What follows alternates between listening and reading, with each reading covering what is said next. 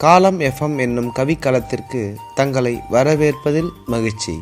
தாயிற் சிறந்ததொரு கோயிலும் இல்லை, தந்தை சொல்மிக்க மந்திரம் இல்லை. காலம் சொல்லும் பதில் என்னும் கவிதை தொகுப்பில் வரும் கவிதைகளின் ஒளியாக்கம் இவை. கேட்டு மகிழுங்கள்.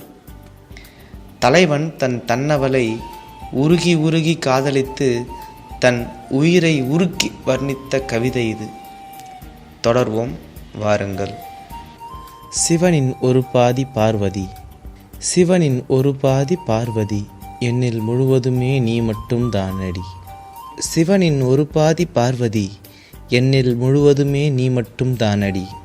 விண்மினிகள் யாருக்கு சொந்தம்? நிச்சயம் எனக்கல்ல, உன் இரு கண்மணிகளைத் தவிர. விண்மினிகள் யாருக்கு சொந்தம்? நிச்சயம் எனக்கல்ல, உன் இரு கண்மணிகளைத் தவிர. தினமும் சத்தமில்லா யுத்தம் எங்கே? யோசிக்காதே.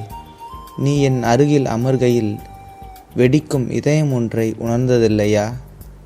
அன்பே, உன்னை தேடிக்கொண்டிருந்தேன், என்னுள் எங்கே நீ இல்லாமல் போனாய் என. அன்பே, உன்னை தேடிக்கொண்டிருந்தேன், என்னுள் எங்கே நீ இல்லாமல் போனாய் என. உன் இதழ் குவியலை ரசித்து கொண்டே இருப்பேன். அன்பே, உன் இதழ் குவியலை ரசித்து கொண்டே இருப்பேன்.